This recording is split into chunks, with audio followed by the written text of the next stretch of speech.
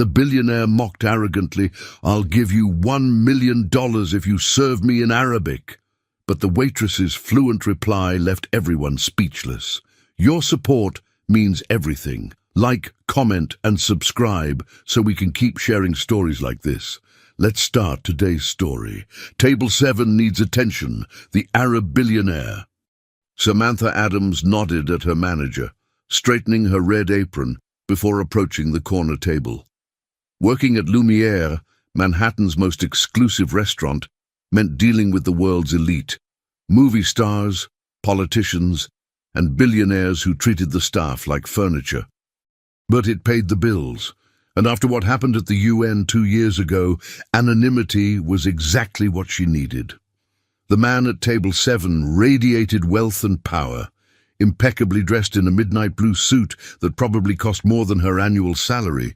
He lounged in his chair like a king on a throne.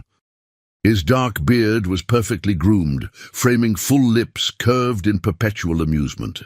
2 other men in similar attire flanked him, but they were clearly subordinates. "Good evening, sir. Welcome to Lumiere. May I get you started with something to drink?" Samantha's professional smile never faltered, despite the way his eyes appraised her like merchandise. Instead of answering, he turned to his companions and said something in Arabic, triggering laughter from the group. Samantha stood patiently, her face betraying nothing. She'd dealt with worse. "A bottle of your 1982 Lafite Rothschild," he finally said, his accent subtle but distinctive. "And perhaps you could recommend something special?" His eyes lingered on her name tag, then traveled back to her face. "The chef's tasting menu is exceptional tonight, featuring a Wagyu beef course that's not on the regular menu," she replied smoothly. He leaned forward, resting his elbows on the table. "I'm not interested in what everyone else gets. I'm Karim Al-Fahad. Perhaps you've heard of me?" She hadn't, but nodded politely anyway. "I own the Falcon Hotel Group." He waited for recognition to dawn. When it didn't, irritation flickered across his face. "I just acquired the building across the street. Soon, this whole block will be mine." "Congratulations, Mr. Al-Fahad. I'll fetch that wine for you." Samantha turned to leave, but his voice stopped her. "Wait." His tone had changed, carrying an edge of challenge. The restaurant had grown quieter, as if sensing the brewing spectacle. "I have a proposition for you." His companions smirked, exchanging glances. Samantha's stomach tightened, but her expression remained neutral. "Sir?" Karim reached into his jacket and withdrew a sleek leather wallet. With deliberate slowness, he extracted a check and placed it on the table. $1 million. His voice carried just loud enough for nearby tables to hear. "If you can take my dinner order in Arabic." The silence that followed was absolute. Even the pianist in the corner had paused. "That's inappropriate, sir," Samantha said quietly. "Is it?" Karim's smile widened. "I'm simply appreciating culture. Most Americans only speak one language, yes? Prove me wrong. $1 million. He tapped the check with a manicured finger. "Just a few sentences in Arabic. Or is that too difficult for a waitress?" The way he said waitress made it sound like the lowest profession imaginable. Heat crept up Samantha's neck, but not from embarrassment, from anger. He leaned back, triumphant at her silence. "As I thought. Well, the wine then. أود تقديم طلب الطعام سيدي. ماذا ترغب أن تأكل هذا المساء?" Samantha's Arabic flowed perfectly, her pronunciation flawless. "I would like to take your order, sir." "What would you like to eat this evening?" Karim froze, his smug expression evaporating. His companions looked equally stunned. She continued in Arabic, her voice gaining strength. "قد أقترح لحم الواغيو المتميز لدينا. إنه مطهي على نار هادئة لمدة 8 ساعات ومتبل بالأعشاب المستوردة من المغرب. May I suggest our signature Wagyu beef? It's slow-cooked for 8 hours and seasoned with herbs imported from Morocco." The restaurant had gone completely silent. Every eye was on their table. Karim recovered first, responding in Arabic. حيث تعلمت التحدث بهذه اللهجة المثالية. Where did you learn to speak with such perfect dialect? جامعة هارفارد، قسم اللغويات. تخصصت في اللغات السامية. Harvard University, Linguistics Department. I specialized in Semitic languages. Samantha switched back to English. Will that be all, Mr. Al-Fahad? Or would you like to hear my Farsi as well? A flush crawled up Karim's neck. You speak Farsi too? And Urdu, French, Russian, and enough Mandarin to get by. She gestured to the check. Will you be paying that now or after your meal? The nearby diners erupted in whispers. One woman actually applauded. Something shifted in Karim's eyes, irritation giving way to genuine curiosity. Harvard linguistics, yet you're working as a waitress. Career changes happen. Samantha's smile tightened. Now about that wine. As she turned, Karim called after her. The check is yours. I'm a man of my word. She paused, then looked over her shoulder. Keep your money, Mr. Al-Fahad. I don't need your charity. The words tasted sweet as she walked away, head high. Behind her, Karim Al-Fahad stared in disbelief, for perhaps the first time in his adult life, completely at a loss for words. Karim couldn't take his eyes off her. The waitress, Samantha, according to her name tag, moved through the restaurant with quiet efficiency. Nothing in her demeanor suggested she was anything other than what she appeared to be. Yet she'd just spoken to him in impeccable Arabic, with a regional accent he typically only heard in diplomatic circles. Should I have security look into her? Ahmad, his head of security, murmured beside him. Karim waved the suggestion away. No, but find out everything you can. His reputation for thorough research was legendary. No deal was signed, no property acquired, without exhaustive background checks on all involved parties. Harvard linguistics to serving tables, he mused, swirling the ruby-red wine in his glass. There's a story there. The truth was, Karim was bored. Building his hotel empire from the ruins of his father's business had consumed the past 10 years of his life. Now, at 32, he'd achieved everything he'd set out to do. The New York expansion was almost complete, his bid for the historic Drake building nearly secured. Success had become predictable, but this woman, she was a mystery. And mysteries were rare in his world. When she returned with their appetizers, Karim observed her more carefully. Subtle details he'd missed before, the way she carried herself, her perfect posture, the slight callus on her right middle finger, a writer's mark. Her hands moved with deliberate grace, placing each dish precisely. These are compliments of the chef, she said, presenting delicate plates of seared scallops with truffle foam. Please thank him for me. Karim maintained eye contact longer than necessary. And I apologize for my behavior earlier. It was ungentlemanly. Her expression revealed nothing. Enjoy your meal, sir. As she walked away, Ahmad leaned forward. I have preliminary information, he said quietly. Samantha Adams, 24 years old. Massachusetts driver's license shows a Cambridge address until 2 years ago. Then nothing until she appears in New York, 14 months ago. Current address is in Queens. But that's unusually light for you, Karim noted. It's unusually difficult information to find, Ahmad replied, almost as if her records have been professionally scrubbed.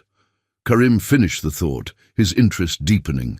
In his experience, people who erased their pasts had something significant to hide. The meal progressed, each course more exquisite than the last, but Karim barely noticed the food. His attention remained fixed on Samantha, watching her interaction with other tables, noting how she shifted subtly between different personas to match each customer's expectations. When she brought their dessert, a deconstructed pistachio baklava with gold leaf, Karim decided to try again. Ms. Adams, I wonder if I might ask you something. Her professional smile remained firmly in place. Of course, Mr. Al-Fahad. Why would someone with your qualifications choose this profession? He kept his tone conversational, genuinely curious rather than condescending. Perhaps I enjoy it, she replied simply. Do you? A ghost of a real smile touched her lips. Some days more than others. And today. Today has had its challenges. She glanced meaningfully at him. Karim found himself smiling in return. A genuine smile, not the practiced expression he used for business dealings. The check still stands, $1 million, no strings attached. Her eyes narrowed slightly. Why? Because I made a bet and lost. I'm a businessman, Ms. Adams. I honor my contracts. It wasn't a contract. It was a joke at my expense. Then consider it compensation for my rudeness. She studied him for a long moment. Donate it to the International Refugee Education Fund. They do good work. Before he could respond, a commotion at the restaurant entrance drew their attention. A tall man with silver hair in an expensive suit was arguing with the maître d'. Even from across the room, Karim could see the man was intoxicated. Samantha's entire demeanor changed in an instant. Her spine stiffened and color drained from her face. Without another word to Karim, she turned and walked swiftly toward the kitchen. Karim watched with interest as the maître d' finally allowed the man inside. He stumbled slightly, scanning the restaurant with bloodshot eyes before focusing on Samantha's retreating back. Sam! His voice carried across the dining room. Samantha Adams! She froze momentarily, then continued walking without looking back. The man started after her, but was intercepted by the restaurant manager. What's happening? Faisal, Karim's other dinner companion, asked. I'm not sure, Karim murmured, but I intend to find out. He signaled Ahmad with a subtle gesture. His security chief rose smoothly and approached the developing situation, identifying himself to the manager with a discreet flash of credentials. After a brief conversation, Ahmad guided the intoxicated man toward the exit. By the time Samantha returned to their table, the incident was over. If not for the tightness around her eyes, she might have appeared completely composed. Is everything all right? Karim asked. Yes. Will there be anything else, gentlemen? Karim hesitated, then decided against pressing the matter. Just the check, the real one, he added with a small smile. As she processed his payment, Karim made a decision. He wrote a different amount on the tip line, $10,000, and signed with a flourish. This is too much, she said when she saw it. Consider it an investment. In what? A future conversation. He handed her his business card. Call me if you ever decide you want more than this. Her eyes flashed. Not all of us measure success by the size of our bank accounts, Mr. Al-Fahad. No. What's your measure then? She returned his card. Integrity, something money can't buy. As she walked away, Karim felt something unfamiliar stir within him. Respect mingled with fascination. He couldn't remember the last time anyone had spoken to him that way. Sir, Ahmad said, returning to the table, you should know something about that man. Who was he? Victor Caldwell, former State Department official. Ahmad leaned closer. And according to what I could find, Samantha Adams once worked directly for him. You need to leave, now. Lisa, Samantha's roommate, stood in the doorway of their tiny Queen's apartment, arms crossed. Behind her, suitcases were already packed. What's going on? Samantha had just finished an exhausting double shift, her encounter with Karim Al-Fahad overshadowed by Victor Caldwell's unexpected appearance. She'd hoped to come home, take a hot shower, and collapse into bed. 2 men were asking about you in the building. Lisa's voice trembled slightly. Showing your picture. Dark suits, earpieces. They didn't look like police. Cold dread washed over Samantha. Did they see you? No, Mrs. Petrova from 3B warned me. Sam, you promised when you moved in that whatever you were running from wouldn't follow you here. I know, I'm sorry. Samantha moved quickly, grabbing the emergency bag she kept in her closet, passport, cash, burner phone, and the small gun she'd hoped never to use again. "Is this about your old job, the one you never talk about?" Lisa demanded. Samantha paused, considering how much to reveal. Lisa deserved something after being such a good friend. "I used to work as a translator. I overheard something I shouldn't have. People died." She zipped up the bag. "That's all I can tell you." Lisa's expression softened. "Where will you go?" "Better if you don't know." "Nah," Samantha hugged her friend tightly. "I'll send money for rent until you find a new roommate." "Forget the rent. Just be safe." 20 minutes later, Samantha was in a taxi heading toward Brooklyn. She ditched her phone after sending one text to Marcus, her only contact from her previous life. He would understand the coded message: weather turning bad, seeking new climate. The past was catching up to her, just as she'd feared. Victor showing up drunk at the restaurant wasn't a coincidence. After 2 years of looking over her shoulder, she'd grown complacent, and now she would pay the price. The taxi dropped her at a busy intersection, and she walked 3 blocks before hailing another to throw off any potential tail. She checked into a small hotel using one of her alternate IDs, paid cash for 3 nights, and finally allowed herself to breathe. Sitting on the edge of the bed, Samantha tried to piece together what had happened. Victor appearing the same night as Karim Al-Fahad couldn't be coincidental. But what was the connection? The Al-Fahad name wasn't one she recalled from her time at the UN or State Department. Her phone buzzed. The burner. Marcus, mutual friend asking questions, not alone. Safe house compromise, meet at the museum, noon tomorrow. Samantha closed her eyes, exhaustion threatening to overwhelm her. Sleep would have to wait. She opened her laptop and began searching for information on Karim Al-Fahad. The publicly available data painted a clear picture. 32 years old, born to a moderately successful Saudi businessman and an American mother, educated at Oxford, inherited his father's struggling hotel business at 22 when both parents died in a plane crash. Over the next decade, he transformed one mid-tier hotel into the Falcon Hotel Group, a global luxury chain with properties on 5 continents. What interested Samantha more was what she couldn't find. No scandals, no political affiliations, no suspicious business dealings that might connect to her past work. By all appearances, Karim Al-Fahad was exactly what he claimed to be, a successful businessman with an arrogant streak.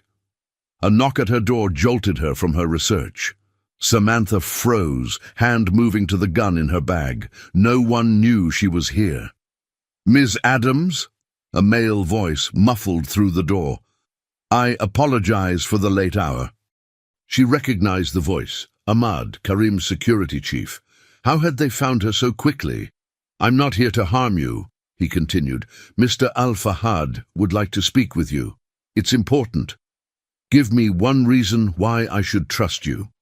Samantha kept her voice steady, gun now in hand, because Victor Caldwell was found dead an hour ago. "And you're about to be framed for his murder."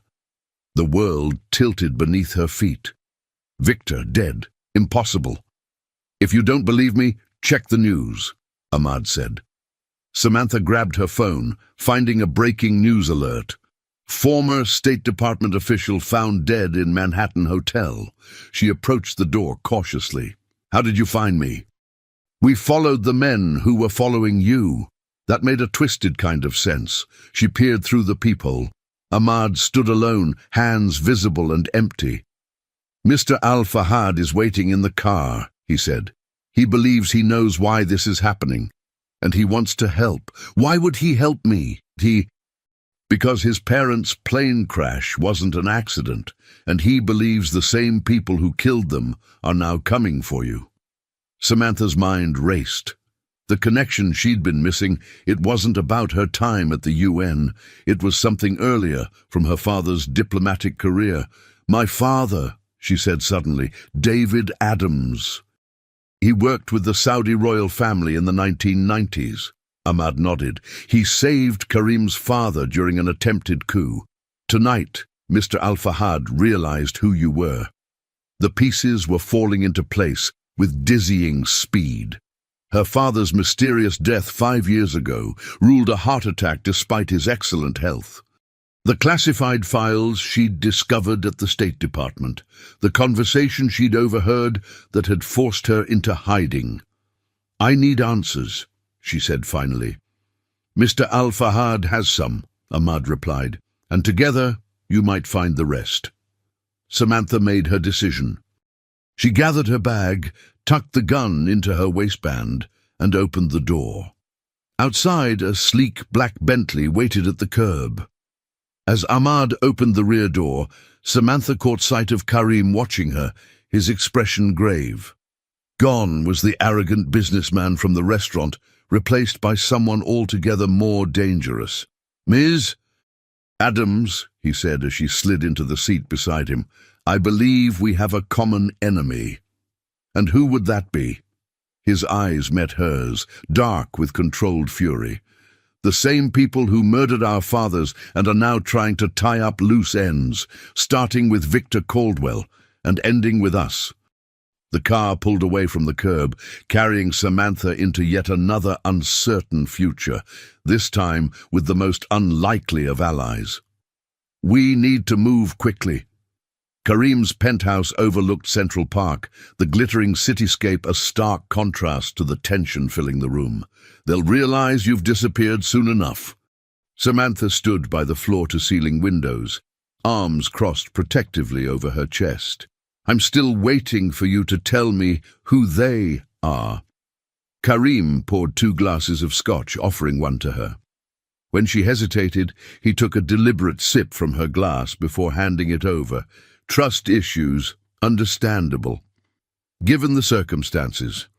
She accepted the drink but didn't taste it. "My father, Ibrahim Al-Fahad, wasn't just a hotelier," Karim began, settling into a leather armchair. "He was an intelligence asset for the American government, specifically working with the CIA's Middle Eastern division throughout the 1990s. Samantha's eyes widened. "My father was stationed in Riyadh during that time." "Exactly. David Adams, cultural attaché. At least that was his cover." Karim's gaze was steady. "He was actually CIA, wasn't he?" She remained silent for a long moment before nodding. "Yes, but I didn't know that until after his death. Our fathers worked together to prevent a coup that would have destabilized the entire region. Your father saved mine during an assassination attempt in 1998. Karim pulled out his phone, showing her a faded photograph, 2 younger men standing together, smiling. One was clearly Ibrahim Al-Fahad, the other David Adams. "I've never seen this," Samantha whispered, taking the phone. "They became friends, not just assets and handlers. When my father married my American mother, your father was best man at their wedding." Karim's voice softened. "After the coup attempt failed, my father was relocated to London, where I was born. We returned to Saudi Arabia only after things had stabilized, but he maintained his connection to American intelligence." "And this relates to Victor Caldwell how?" Samantha asked, handing back the phone. "Caldwell was State Department, but he had deep CIA connections. When my parents died in that plane crash 10 years ago, he was the one who handled the American side of the investigation." "Which concluded it was an accident," Samantha noted. "Yes, except it wasn't." Karim's jaw tightened. "The official story was mechanical failure, but I've spent years gathering evidence that the plane was sabotaged by the same faction that attempted the coup years earlier. That's a serious accusation. I have proof." Karim pulled a leather portfolio from his desk, spreading documents across the table. Bank transfers, encrypted communications, flight maintenance records that mysteriously disappeared from official reports. Samantha scanned the papers, her translator's eye quickly picking up inconsistencies in the Arabic documents. "These maintenance logs have been altered. Yes, and I believe Victor Caldwell was involved in the cover-up. Samantha's mind raced. When I worked at the UN as a translator, I overheard Caldwell discussing something called Operation Sandstorm with Saudi officials. I didn't understand the significance at the time, but when I mentioned it to him later, he became threatening. What exactly did you hear? Karim leaned forward. Names, dates. Something about Phase 2 being initiated. She swallowed hard. 2 weeks later, classified documents appeared in my secure diplomatic pouch. Files that implicated Caldwell and others in selling intelligence to Saudi extremists. The same extremists who tried to overthrow the government my father helped protect, Karim said grimly. I took the documents to my superior. 3 days later, he died in a robbery gone wrong. That's when I ran. Samantha's hands trembled slightly. I changed my identity. Disappeared. I thought I was being paranoid until your father died of a convenient heart attack, Karim finished softly. Tears pricked her eyes. How did you know? Because that's their signature. My mother's brother died the same way 6 months after my parents. Clean, untraceable. Samantha finally took a long swallow of scotch. So, Victor's death wasn't your fault. It was a message. They're cleaning house, eliminating everyone who might connect them to Operation Sandstorm. Karim's eyes met hers, including us. Why now? After all this time? Because the final phase is approaching. Karim pointed to a document showing a complex transaction. They've been siphoning billions from Saudi sovereign wealth funds for years, using shell companies and cryptocurrency to hide the money. Next week, those funds are scheduled to be transferred to accounts controlled by former Saudi intelligence officials, the same ones who orchestrated the coup attempt 25 years ago. And they're planning to use that money for what exactly? To finance something big. Something that would destabilize not just Saudi Arabia, but the entire Middle East. Karim's expression darkened. I've been tracking their movements, their purchases, weapons, mercenaries. They're planning a coordinated strike across multiple countries. Samantha felt the blood drain from her face. How could they possibly pull that off without intelligence agencies knowing? Because they have allies inside those agencies, including Caldwell. The implications were staggering. Samantha paced the room, mind working furiously. We need to take this to the authorities. And tell them what? That a Saudi hotelier and an American waitress have uncovered an international conspiracy. Karim's laugh was bitter. We'd be dismissed as paranoid, or silenced before we could speak. Then what do you suggest? We find concrete proof linking them to Caldwell's murder and Operation Sandstorm. Evidence so irrefutable that even their allies in government can't ignore it. And where exactly do we find this proof? Karim's smile was dangerous. The annual Falcon Charity Gala is tomorrow night at my flagship hotel. Mohammed bin Rashid will be there. The man, I believe, orchestrated my parents' death and this entire operation. You want to confront a terrorist at your own charity event? No, Karim replied smoothly. I want to steal the evidence from his hotel suite while he's at my charity event. Samantha stared at him in disbelief. You can't be serious. Deadly serious. His security will be downstairs watching him. His suite will be vulnerable. That's insane. Even if we could access his room, what makes you think he'd bring incriminating evidence with him? Because I made sure he would. Karim's eyes gleamed. I've spent 10 years building this hotel empire for one purpose. To get close to these men, to earn their trust, to lure them into my territory.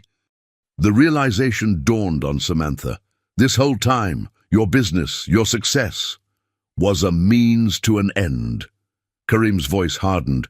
Justice for my parents. Samantha felt a newfound respect mingling with apprehension. She'd misjudged him, Beneath the arrogant billionaire exterior was someone driven by the same need for truth that had consumed her life. "I still think this is crazy," she said finally. "Do you have a better plan?" She didn't. "Besides," Karim added, "you speak 6 languages and managed to disappear completely for 2 years. I suspect breaking into a hotel room isn't beyond your capabilities." Despite everything, Samantha found herself smiling. "I never said I couldn't do it. I just said it was crazy." "So you'll help?" Their eyes locked, an unspoken understanding passing between them. Two people from different worlds, connected by shared tragedy and a dangerous mission. "Yes," she said finally, "but we do this my way. Clean, professional, with contingency plans for when, not if, something goes wrong." Karim nodded, respect evident in his gaze. "Agreed." Ahmad entered the room, his expression grave. "Sir, there's been a development. The police are at Miss Adams's apartment. They've issued a warrant for her arrest in connection with Victor Caldwell's murder." "Faster than I expected," Karim murmured.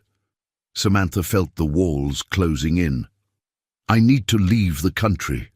"No," Karim said firmly. "That's exactly what they want, to flush you out, make you run. The moment you hit an airport or border crossing, they'll have you." "So I'm trapped?" "No," Karim corrected. "You're protected, for now. This penthouse has a private elevator and security measures that would impress the Pentagon. No one gets in without my authorization." He approached her, close enough that she could smell his cologne, sandalwood, and something uniquely his own. "One night. Tomorrow we get the evidence, and then I'll have my jet ready to take us wherever we need to go." Samantha felt a strange flutter in her chest that had nothing to do with fear. "Us." "Gee, I started this hunt 10 years ago," Karim said quietly. "I intend to see it through to the end." The intensity in his eyes stirred something in her, something she'd thought long buried beneath layers of trauma and survival instinct.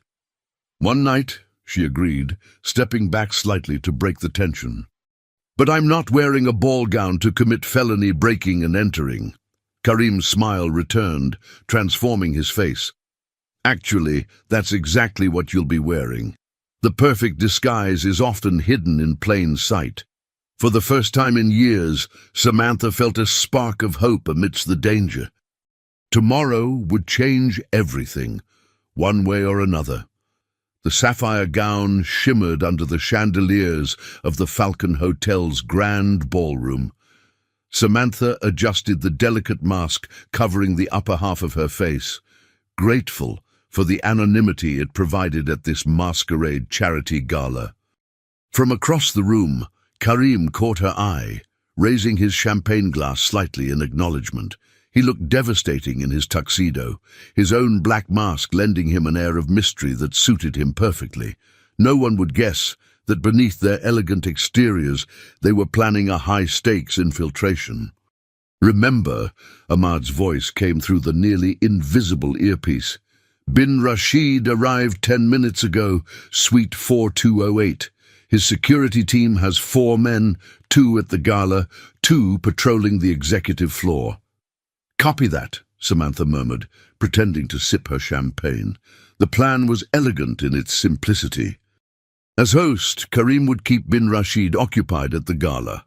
Samantha, introduced as Karim's date, a French art dealer named Isabelle Laurent, would excuse herself, then use the security credentials Ahmad had prepared to access the executive floor. "Enjoying yourself, darling?" Karim appeared at her side, placing a possessive hand at the small of her back. "Immensely," she replied, affecting a slight French accent. "Your charity events are always so stimulating." "Wait until the after-party," he murmured, his lips close to her ear. To onlookers, they appeared to be sharing an intimate moment. In reality, he was updating her. "Bin Rashid brought his entire entourage. Security is higher than we anticipated. Nothing I can't handle." Her confidence wasn't entirely feigned. The skills that had once made her an exceptional diplomatic translator, attention to detail, quick thinking, adaptability, had served her well during her 2 years on the run. Of that, I have no doubt. Something in his tone made her look up sharply. Their eyes met through their masks, and the genuine admiration she saw there caught her off guard. Mr. Al-Fahad, a heavily accented voice, interrupted them. A magnificent event, as always. Karim turned smoothly, his demeanor shifting to gracious host. Mr. bin Rashid, I'm honored you could attend. Mohammed bin Rashid was a striking figure, tall and lean, with silver hair and a neatly trimmed beard. His eyes, however, were cold as they assessed Samantha. And who is this enchanting creature? Isabelle Laurent, Karim said, squeezing her hand in warning. A dear friend from Paris. Enchanté, Samantha murmured, extending her hand. Bin Rashid brought it to his lips. The pleasure is mine, mademoiselle. Something about his touch made her skin crawl, but she maintained her smile. This man had orchestrated the deaths of Karim's parents, possibly her father, and countless others. Isabelle is curating my new art collection, Karim continued smoothly. She has an exceptional eye for value. Indeed, bin Rashid's gaze lingered on her. Perhaps she might offer her opinion on some pieces I've recently acquired. Another time, perhaps, Karim intervened. The auction is about to begin. Would you join me at the main table? You're seated at my right, of course. As they moved away, bin Rashid glanced back at her. There was something in his expression, a flicker of recognition, that sent a chill down her spine. Now, Ahmad's voice came through the earpiece. The security shift change is happening. You have 12 minutes. Samantha waited 30 seconds, then made her way toward the exit, pausing to chat briefly with a waiter, establishing her presence in case anyone was watching. Once in the hallway, she moved quickly to the service elevator, swiping the security card Ahmad had provided. The executive floor was silent, the plush carpeting muffling her footsteps. Using the small tablet Ahmad had given her, she tracked the security guard's positions via the hotel's system. 2 red dots moved along the west corridor, heading away from bin Rashid's suite. Perfect. Suite 4208 was secured with both a key card reader and a digital keypad. Ahmad had provided the override codes, assuring her they would work. Samantha held her breath as she entered the sequence, exhaling only when the light turned green and the lock disengaged with a soft click. Bin Rashid's suite was opulent, even by Falcon Hotel standards, a sprawling set of rooms with panoramic views of the Manhattan skyline. Samantha moved efficiently, searching for the briefcase Karim had told her to find. Bin Rashid never traveled without it, a custom-made Hermès piece with distinctive gold hardware. She found it in the bedroom, locked inside the closet safe. The override code worked here too, and the safe door swung open to reveal the briefcase. "I've found it," she whispered into her communicator. "Beginning extraction." The briefcase was secured with a biometric lock, fingerprint and retinal scan, normally impossible to bypass, but Ahmad had prepared for this. From her clutch, Samantha removed what looked like a compact mirror, but was actually a specialized electronic device. When placed over the biometric scanner, it cycled through stored patterns until it found a match. 2 minutes, Ahmad warned in her ear. Guards are completing their rounds. The device beeped softly, and the briefcase clicked open. Inside were several folders and a small external hard drive. Samantha worked quickly, photographing each document with a miniature camera disguised as a lipstick tube, then downloading the contents of the hard drive to a duplicate that would leave no trace of the intrusion. What she saw made her blood run cold. Operation Sandstorm was far worse than they'd imagined. Not just a coup attempt, but a coordinated series of attacks designed to throw the entire region into chaos. The documents contained lists of operatives, financial transactions, weapons caches, and most damning, communications with someone identified only as American Eagle. Caldwell. The evidence was irrefutable. Emails, photos, bank transfers, all linking bin Rashid, Caldwell and others to a conspiracy of staggering proportions. 30 seconds, Ahmad urged. Samantha finished the download, replaced everything exactly as she'd found it, and closed the briefcase. She returned it to the safe, reset the lock, and was halfway to the door when she heard voices in the corridor. Check on the package before rejoining Mr. bin Rashid. Guards, coming to the suite. Samantha froze, calculating options. The bathroom? Too obvious. Under the bed?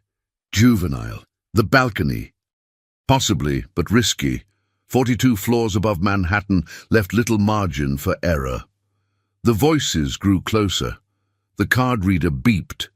In a split-second decision, Samantha slipped behind the heavy floor-length curtains just as the door opened. She controlled her breathing, standing perfectly still as footsteps entered the suite. Two men, speaking Arabic. One checked the safe, a routine security measure. The other moved around the sitting room. Neither approached the curtains, but Samantha's heart hammered as one paused nearby. "All secure," one finally said. "Let's get back downstairs." The door closed. Samantha waited 30 seconds before emerging, legs slightly shaky from the adrenaline. "Status?" Ahmad's voice was tense. "Mission accomplished," she whispered. "Heading back now." The return journey went smoothly. Service elevator down to the mezzanine, then a quick stop in the ladies' room to compose herself before rejoining the gala.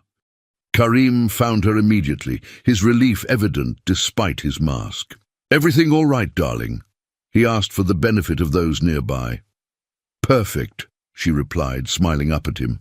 "Though I find myself with a bit of a headache. Perhaps we could leave soon." "Of course." He signaled a waiter for champagne. "One last toast, and we'll go." As they clinked glasses, bin Rashid approached again, this time with a stunning woman on his arm. "Leaving so soon, Al-Fahad? The night is young." "Isabel isn't feeling well," Karim explained smoothly. Bin Rashid's eyes narrowed slightly as he studied Samantha. "Have we met before, mademoiselle? Something about you seems familiar." Samantha's heart stuttered, but her smile never wavered. "I doubt it. I spend most of my time in Europe." "Perhaps at the diplomatic reception in Geneva last year?" he pressed. "I'm afraid not. I was in Barcelona that season." The lie came easily, her French accent impeccable. Something shifted in bin Rashid's expression, suspicion giving way to certainty. "No," he said softly. "I remember now. It was Washington, at the Saudi embassy." Ice flooded Samantha's veins. She had attended a function there during her UN days. Had he seen her? "You're mistaken," Karim interjected. "Isabel has never been to Washington." Bin Rashid smiled, but it didn't reach his eyes. "My apologies, then. Memory can be deceptive." As they made their excuses and moved toward the exit, Samantha felt bin Rashid's gaze following them. He knew. Somehow, he knew. In the limousine, she finally released the breath she'd been holding. "He recognized me." "Impossible," Ahmad said from the front seat. "Your disguise was perfect." He mentioned Washington, the Saudi embassy. She turned to Karim. "I was there 3 years ago translating for a UN delegation." Karim's expression darkened. "If he knows who you are." "Then we've lost the element of surprise," she finished grimly. "Did you get what we needed?" Samantha nodded, removing the miniature camera and flash drive from her clutch. "Everything. Names, dates, plans, and proof that Caldwell was their American contact." "Then we still have leverage." Karim took her hand, his touch unexpectedly gentle. "One more night. We compile the evidence, create insurance files, and tomorrow we take this to the one person who can help us." "Who?" "The current CIA director. My father's oldest friend." Hope flickered, then died. "If bin Rashid recognized me, we may not have until tomorrow." As if confirming her fears, Ahmad's phone buzzed. His expression turned grim as he read the message. "Security breach at the penthouse," he reported. "Someone tried to override the elevator access." Karim's grip on her hand tightened. "Change of plans. We're not going back to the penthouse." "Where then?" Samantha asked. "Somewhere they'd never look for a billionaire and a fugitive." The smile played at the corner of his mouth. "My mother's old apartment in Queens. I kept it after she died, never listed it under my name."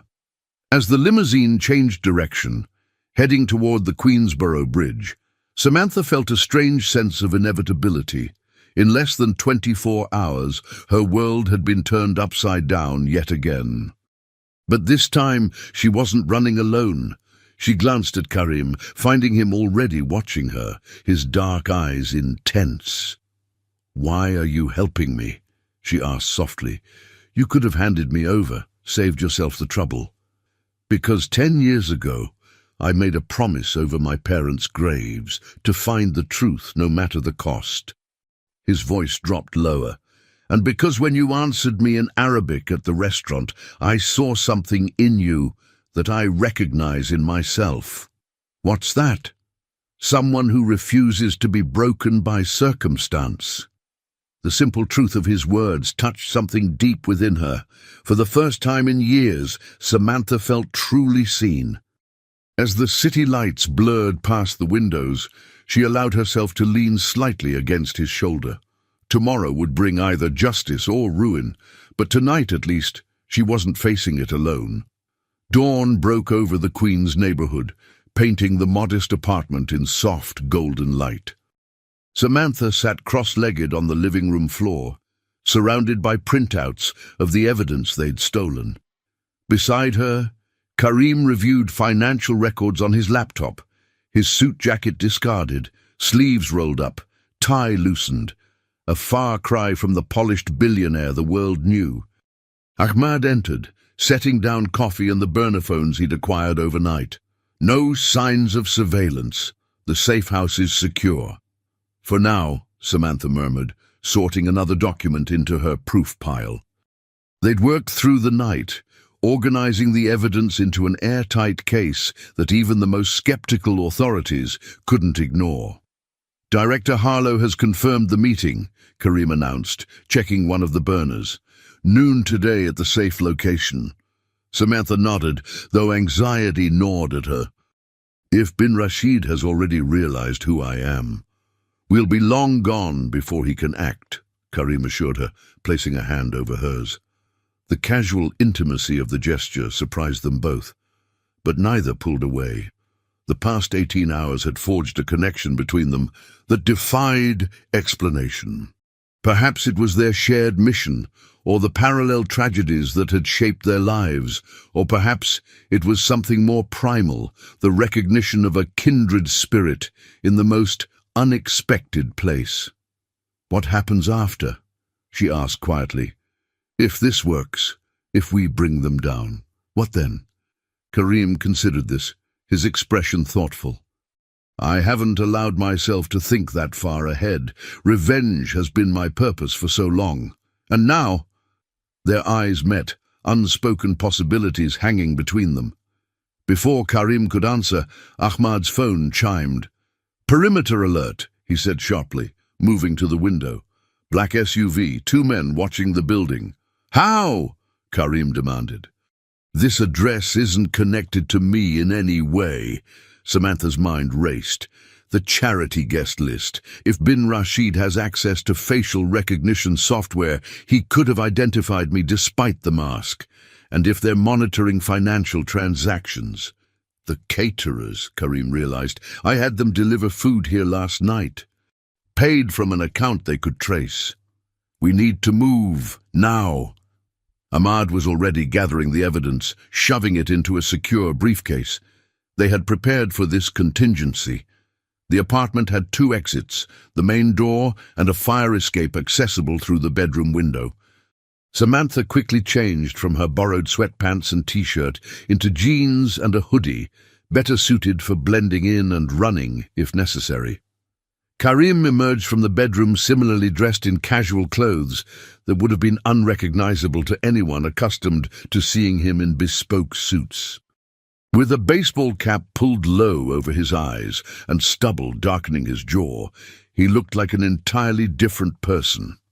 "Director Harlow is sending a security team," he informed them, checking the second burner phone. "ETA 20 minutes. "We may not have 20 minutes, Ahmad warned, peering through the blinds. "2 more men just joined the first team. They're approaching the building." Samantha felt the familiar surge of adrenaline, the same sensation that had kept her alive for 2 years on the run. "The fire escape. We can reach the subway before they realize we're gone." "And risk being separated," Karim shook his head. "We stay together." "There's no time to argue," Ahmad interrupted. "They're inside the building. A decision was made in seconds. Ahmad would create a diversion at the front entrance while Samantha and Karim escaped via the fire escape with the evidence. They would meet Director Harlow at the backup location, a boathouse in Central Park that Harlow had used for off-the-books meetings for years. "Be careful," Karim told Ahmad, clasping his shoulder. "You too, sir." Ahmad's usual formality slipped, revealing the friendship beneath their professional relationship. "It has been an honor." Samantha felt a lump in her throat at the simple exchange. These men had risked everything: Karim's empire, Ahmad's career, their very lives, all for justice, for truth, for her. They moved swiftly to the fire escape, the metal creaking beneath their weight. 3 floors down, they heard shouting from above. Their pursuers had found the apartment. "Move," Karim urged, helping her navigate the last ladder to the alley below. They ran, the briefcase of evidence clutched tightly in Samantha's arms. Karim knew these streets from his childhood visits to his mother's home, leading them through a maze of alleys and side streets to throw off any pursuit. The subway station appeared ahead, salvation in the form of crowded anonymity. They descended the stairs just as a train arrived, slipping inside as the doors closed. In the relative safety of the crowded car, Samantha allowed herself to breathe. Beside her, Karim checked his watch. 90 minutes until we meet Harlow. "Will Ahmad be okay?" "He can take care of himself," no concern lingered in him. "And he has diplomatic immunity through my company. They can detain him, but they can't hold him."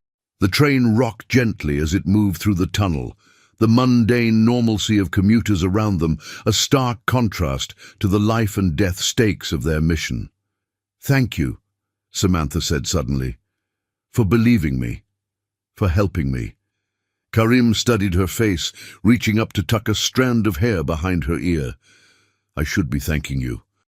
For 2 years, I've been collecting evidence, building my case piece by piece, but it was you who found the final proof we needed."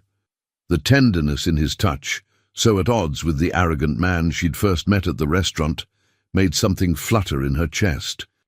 How strange that in the midst of danger, on the run for their lives, she should feel more alive than she had in years. "If we survive this," she began hesitantly. "When we survive this," he corrected. "When we survive this," she amended with a small smile. "What will you do? Go back to your hotels, your life?" Karim's expression grew serious. "That life was built on a foundation of vengeance. Once that purpose is fulfilled..." He shook his head. "I don't know who I am without it." "You're the man who turned $1 million bet into a mission for justice," Samantha offered. "The man who saw value in a waitress when others saw only someone to be dismissed." His smile transformed his face, erasing years of hardened determination. "And you are the woman who refused my $1 million on principle, who survived alone for 2 years rather than compromise her integrity." The train slowed as it approached the next station. Through the windows, they could see the greenery of Central Park. Their destination was close. They exited cautiously, scanning for any signs of pursuit. The park stretched before them, seemingly peaceful on this spring morning. They walked briskly, taking indirect routes, frequently changing direction to ensure they weren't followed. The boathouse appeared ahead, its classic architecture reflected in the calm water of the lake. Outside, two inconspicuous men in casual clothes, Harlow's security team, stood watch. They nodded slightly as Karim and Samantha approached, a prearranged signal that the area was secure. Inside, Director Harlow waited, a tall, imposing figure with silver hair and piercing blue eyes. He embraced Karim like a son. "You look just like your father," he said gruffly. "Director Harlow." Karim's voice held deep respect. "Thank you for coming. When the son of Ibrahim al-Fahad calls with evidence of a terrorist plot, I listen." Harlow turned to Samantha, recognition dawning in his eyes. "And Samantha Adams, you've been a ghost for 2 years." "Not by choice," she replied. "Your father was one of the best agents I ever knew," Harlow said. "His death never sat right with me." "It wasn't a heart attack," Samantha stated flatly. "I'm beginning to understand that," Harlow gestured to a table. "Show me what you have."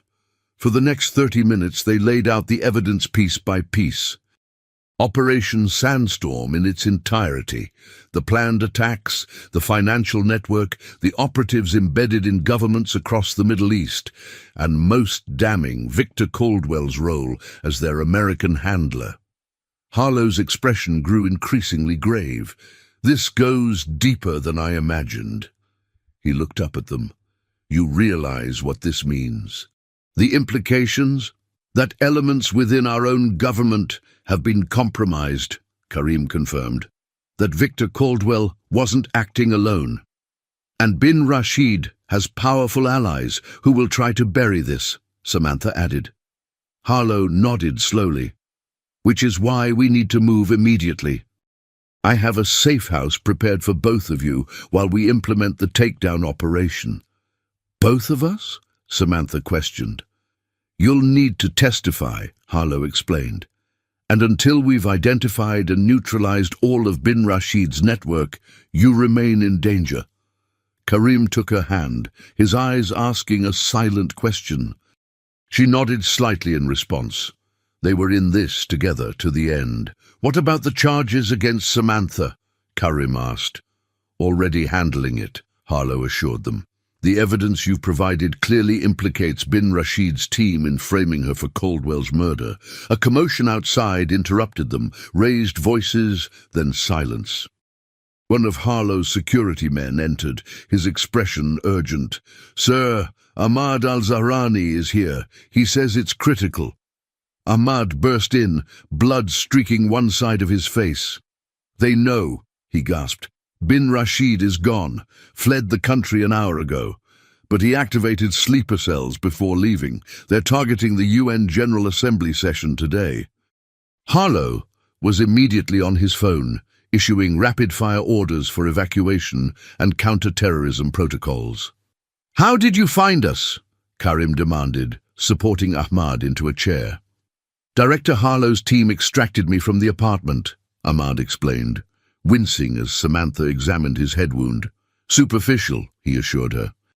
The next hour passed in a blur of activity as Harlow coordinated a massive security operation.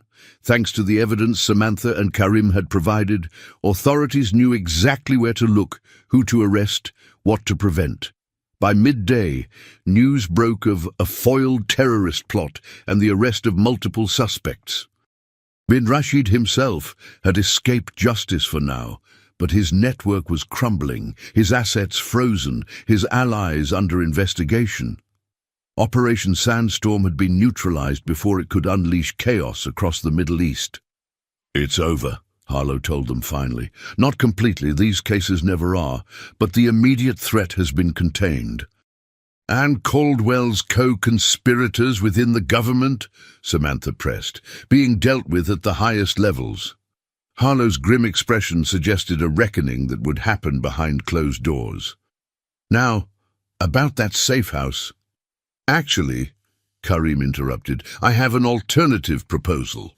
3 months later, Samantha stood on the deck of a sleek yacht anchored off the Amalfi coast. The Mediterranean sparkled around her, its azure waters a world away from Manhattan restaurants and international conspiracies. Arms encircled her from behind, and she leaned back into Karim's embrace. "Regretting your decision," he murmured against her hair. Samantha turned in his arms, looking up at the man who had transformed from arrogant stranger to essential partner in the span of a heartbeat. "Which one? Testifying against international terrorists, going into witness protection, or agreeing to marry you?" His smile still had the power to catch her breath. "All of the above. Not for a second." She rose on tiptoes to kiss him, though I'm still getting used to being Isabelle Laurent. "Only on paper," he reminded her. "To me, you'll always be the waitress who turned down $1 million. And you'll always be the entitled billionaire who learned humility through justice."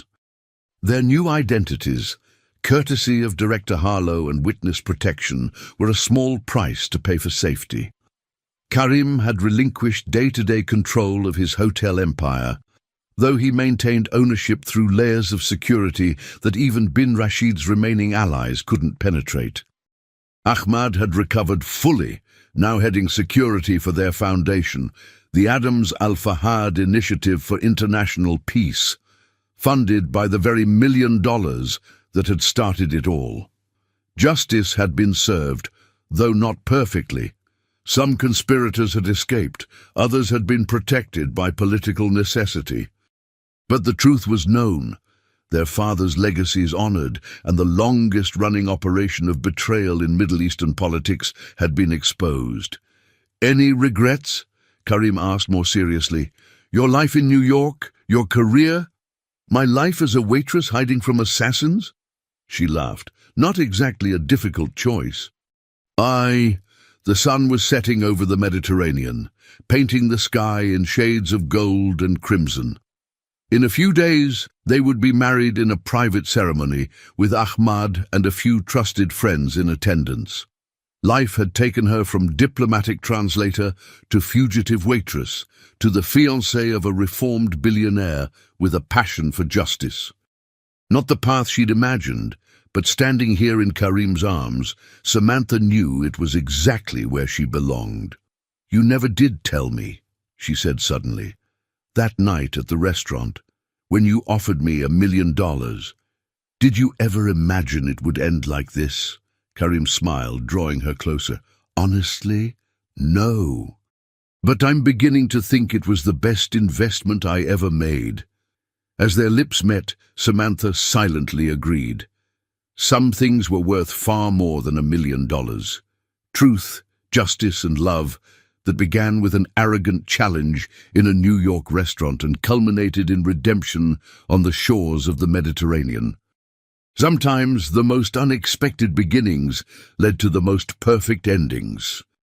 What happens when a man with all the money in the world tries to humiliate a woman he thinks has nothing?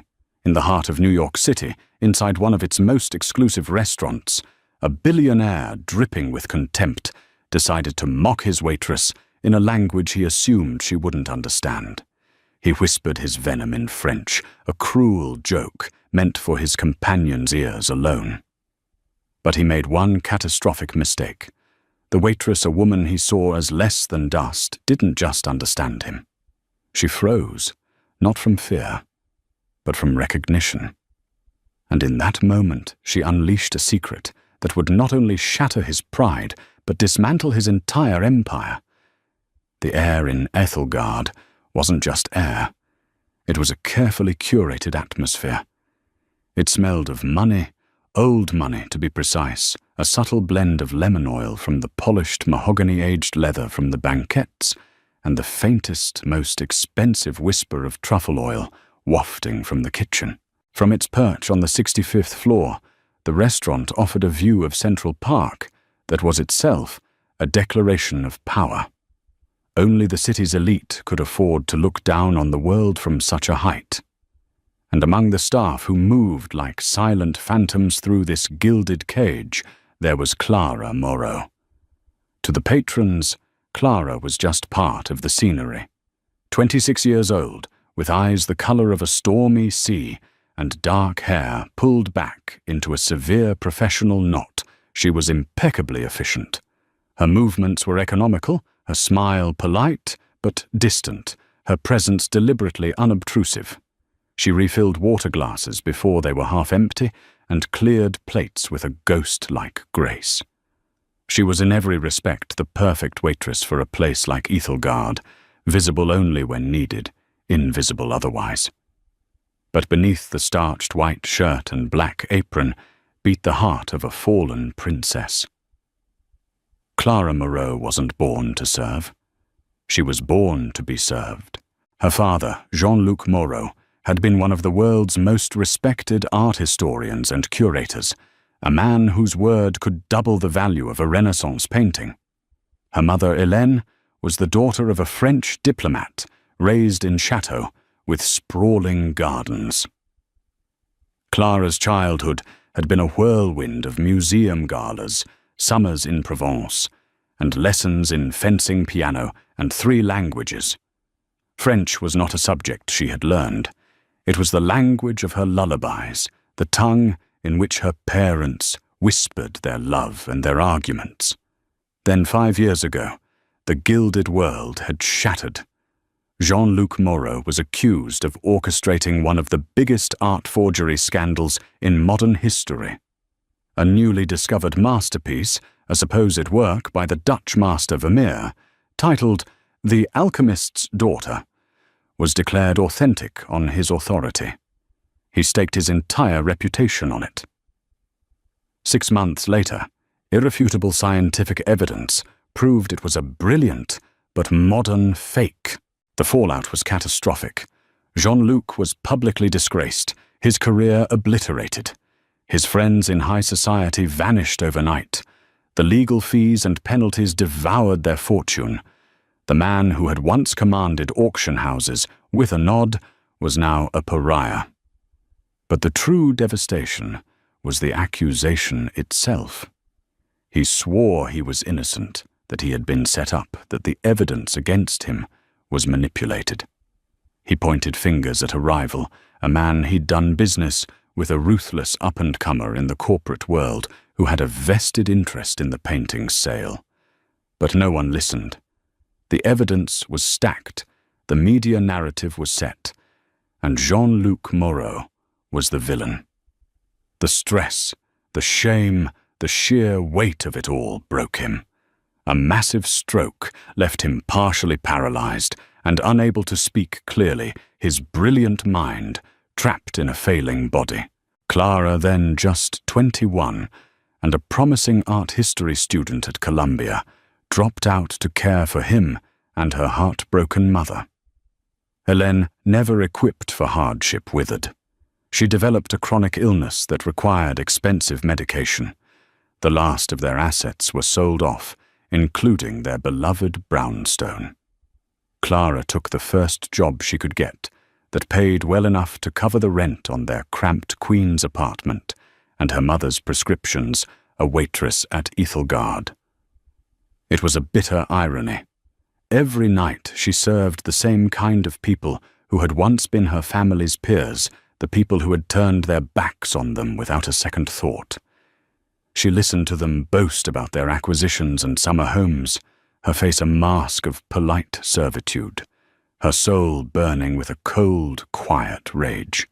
Her only confidant at the restaurant was Sophia, another waitress with a sharp tongue and a kind heart. "I don't know how you do it, Clara," Sophia said one evening as they polished silverware in the back. "You have the patience of a saint. If Mr. Henderson from table 4 clicked his fingers at me one more time, I was going to stab him with a butter knife." Clara offered a faint smile. "Patience is a weapon, Soph. You just have to know when to use it." She held up a fork, inspecting it for smudges. The reflection showed a tired-looking young woman, but her eyes held a fire that no amount of hardship had been able to extinguish. She wasn't just waiting tables, she was waiting for a chance, any chance to reclaim her father's honor. That chance was about to walk through the door. It was a Tuesday night, typically slower, but a reservation had been made under a name that sent a ripple of energy through the staff: Damien Sterling. Mr. Dubois, the severe French manager who ran Ethelgard with military precision, briefed the staff.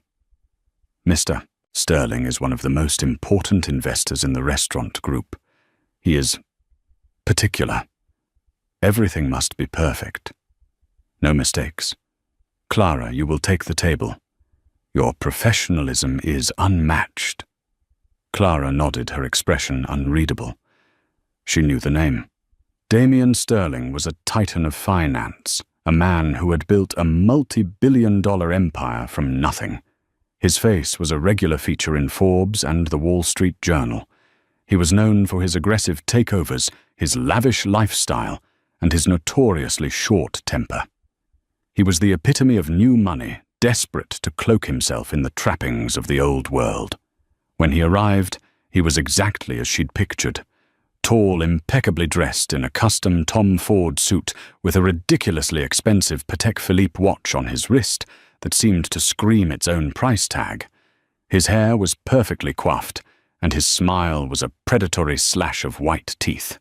On his arm was a woman who looked more like an accessory than a person, stunningly beautiful, painfully thin, and wearing a dress that cost more than Clara's annual rent. Her name was Isabel. Sterling party of two. He announced to the hostess, not with the tone of a guest arriving, but of a king entering his court. They were seated at the best table, the corner banquette, with the panoramic view. It fell within Clara's section. As she approached, she felt a familiar knot of resentment tighten in her stomach. He was just another arrogant peacock, another man who saw her as nothing more than a pair of hands to bring him his food. "Good evening," Clara said, her voice calm and even. "My name is Clara, and I will be your server this evening. May I start you with some water?" Damien didn't even look at her. He was busy showing Isabel something on his phone. He simply waved a dismissive hand. "Get us the 98 Petrus, and don't shake it." It was an order, not a request. Clara knew the wine. It was $12,000 a bottle. "An excellent choice, sir," she said, maintaining her composure. She turned to Isabel. "And for you, madam." Isabel looked up from the phone, momentarily confused, as if she hadn't expected to be spoken to. "Oh, I'll have what he's having." As Clara walked towards the wine cellar, she could hear Damien's voice, a low rumble of arrogance. He was boasting about a recent acquisition, a rival company he'd gutted and sold for parts. He spoke of people's livelihoods as if they were numbers on a spreadsheet. Clara returned with the wine, presenting it to him, as per protocol. He glanced at the label with a cursory nod, the gesture of a man performing a role he'd learned from movies. "Open it." She performed the ritual with practiced expertise, the clean cut of the foil, the silent twist of the corkscrew, the perfect pour into the decanter. Her hands were steady, betraying none of the contempt she felt. She poured a small amount for him to taste. He swirled it, sniffed it with an exaggerated air of a connoisseur, and took a sip. "Acceptable," he declared, as if he were granting the wine a pardon. For the next hour, Clara served them in near silence, moving in and out of their bubble of wealth and privilege. They ignored her completely, their conversation revolving around yachts, galas, and the vapid gossip of their social circle. Damien did most of the talking, his voice a constant stream of self-aggrandizement. Then he ordered the beluga caviar, another ostentatious display. As Clara placed the mother-of-pearl spoons on the table, Damien glanced at her for the first time, but his eyes didn't see a person. They saw an object, a prop in his performance. He leaned towards Isabel, a conspiratorial smirk on his face. He lowered his voice, believing he was creating a private, impenetrable space between them. And then he began to speak in French, a language he clearly thought was his secret weapon, a mark of his superior culture. His accent was atrocious, a clumsy, butchered version of the beautiful language Clara had grown up with. But the words were clear as a bell. "Regarde cette pauvre petite chose," he began, his voice dripping with condescension. "Look at this poor little thing. Elle travaille si dur pour quelques miettes. She works so hard for a few crumbs. Je me demande si elle a jamais goûté à quelque chose de meilleur que les restes de la cuisine. I wonder if she's ever tasted anything better than scraps from the kitchen." Isabelle giggled a high-pitched, vacuous sound. "Oh, Damien, you're awful. C'est la vie, mon chou," he continued, thoroughly enjoying himself. "That's life, my sweet. Il y a nous, et puis il y a eux.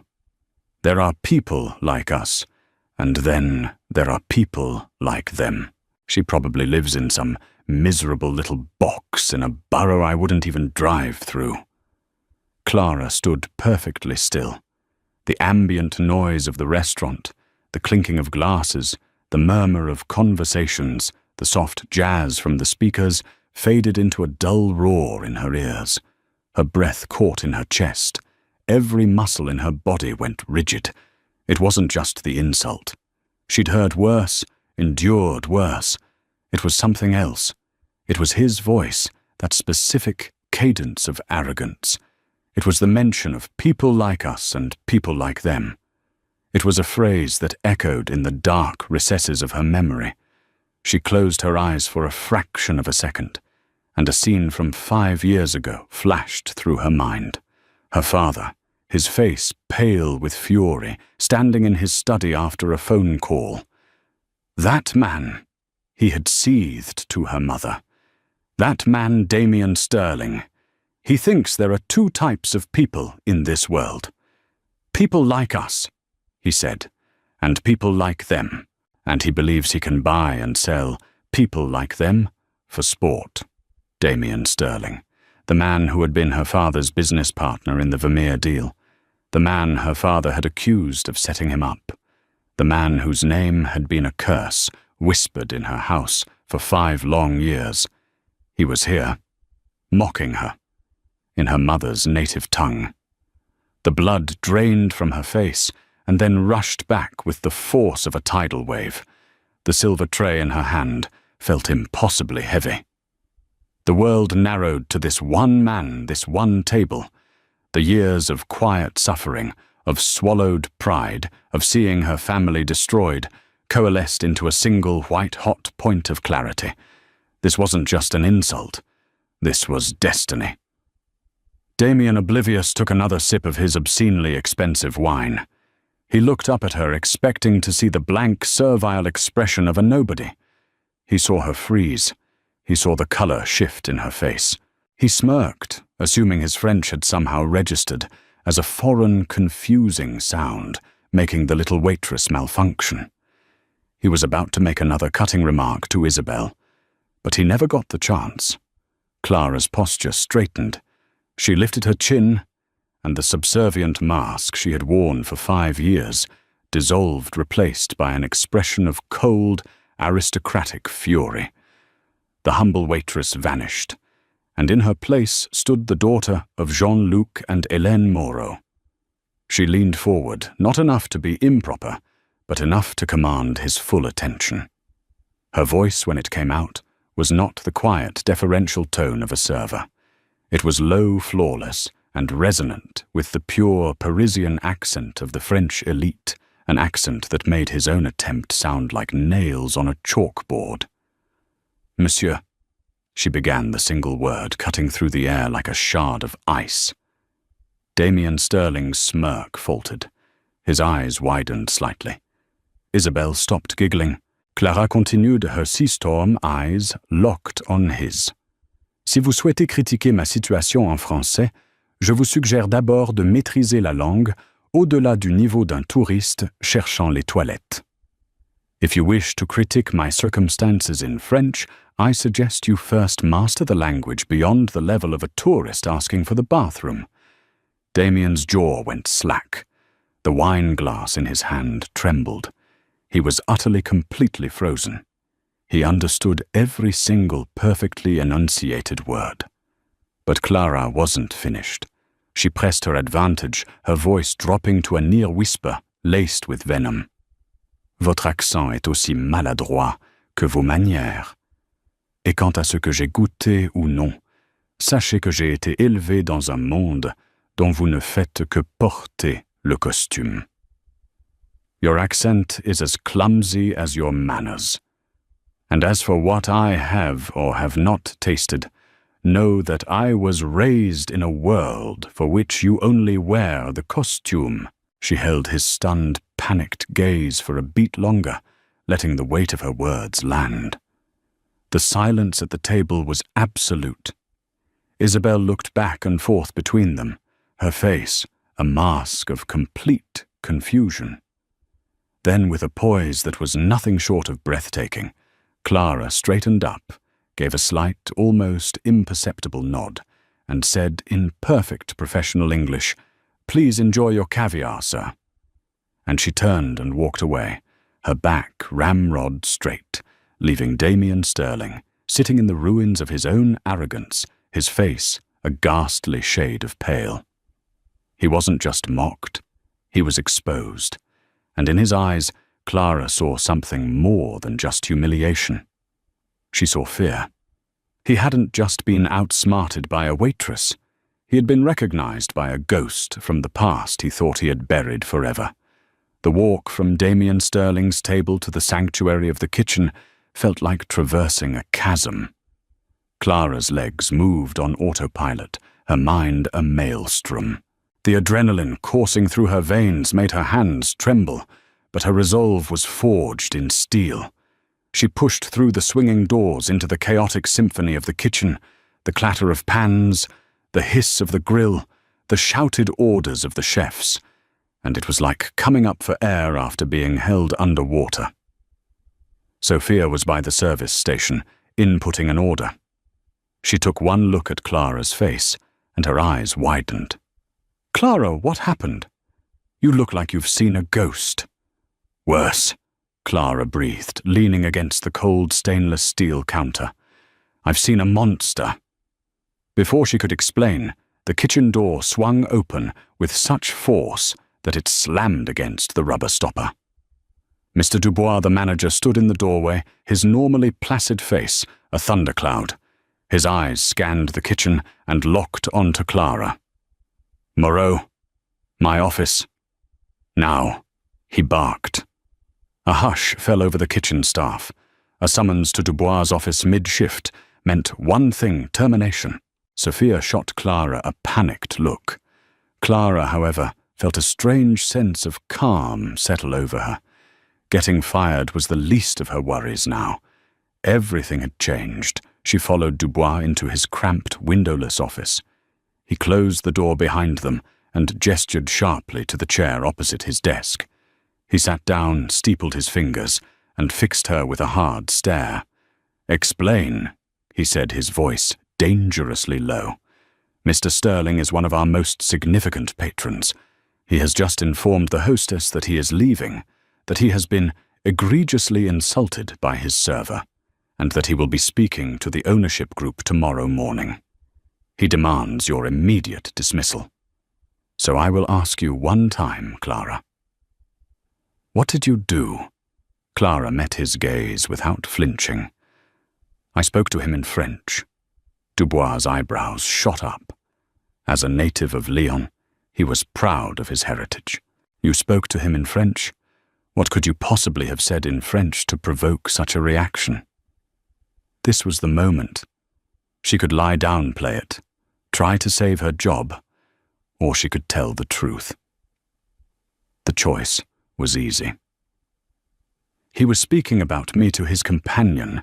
Clara began, her voice steady. "He assumed because I am a waitress that I was uneducated and would not understand. He called me a poor little thing who survives on scraps from the kitchen. He mocked my presumed social status. His French was, to be frank, atrocious." Dubois listened, his expression shifting from anger to intense curiosity. "And your reply?" "My reply?" Clara said, her voice, taking on the same icy precision she had used at the table, was delivered in the French my mother taught me. I suggested that if he wished to insult someone in a language, he should endeavour to learn it properly first. I told him his accent was as clumsy as his manners, and I informed him that I was raised in the world he merely pretends to be a part of. A long silence filled the small office. Mr. Dubois stared at her, not as a manager looking at an errant employee, but as a man reassessing everything he thought he knew. He leaned back in his chair, a slow, unreadable expression dawning on his face. He had always recognized a certain refinement in Clara, a grace that went beyond mere professional training. Now the pieces were clicking into place. Moreau, he said, her surname sounding different now, more formal. What is your story?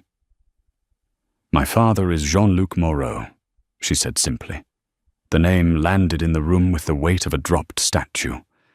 Dubois' eyes widened in recognition. Anyone in the world of high culture, especially a Frenchman like himself, knew that name. Jean-Luc Moreau. The brilliant curator. The tragic scandal. Mon Dieu. Dubois breathed, looking at her as if for the first time. The art historian. The same, Clara confirmed. And Damien Sterling is the man who destroyed him. He was my father's partner on the Vermeer deal. My father was convinced Sterling framed him, silencing him, just as he was about to expose the painting as a forgery himself. Sterling bought the masterpiece for a pittance after the scandal, and it now hangs in his private collection as a trophy of his victory. The full horrifying scope of the evening's confrontation settled upon Dubois. It wasn't a waitress snapping at a rude customer. It was an act of long-simmering justice. It was a daughter defending her father's honor against the very man who had ruined him. He was quiet for a long time, tapping a pen on his desk. Mr. Sterling has immense power, he said, finally his voice now laced with concern. He could cause significant trouble for this restaurant. For me. For you. I know, Clara said. I'm prepared to leave. I understand the position I've put you in. Dubois shook his head slowly. No, you don't understand. He stood up and walked to the door. He opened it and looked out at the bustling kitchen, then back at her. For 5 years I have run this establishment based on a single principle: excellence. Mr. Sterling, for all his money, is a vulgar man who appreciates only the price of things, not their value. He ordered a 98 Petrus and drank it like it was grape juice. He let out a short, sharp sigh. You, Mademoiselle Moreau, possess a quality that money cannot buy. Class, integrity. He looked her straight in the eye. To hell with Damien Sterling. You are not fired. Take the rest of the night off, on full pay. Go home and be with your family. Clara was stunned into silence. She had expected dismissal, not solidarity. A wave of gratitude so powerful it almost brought tears to her eyes, washed over her. Monsieur, I thank you. Nonsense, he said with a dismissive wave, though a flicker of a smile touched his lips. He insulted you in my native tongue. Consider it a matter of national pride. He paused.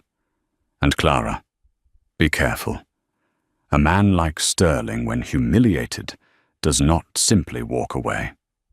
He retaliates.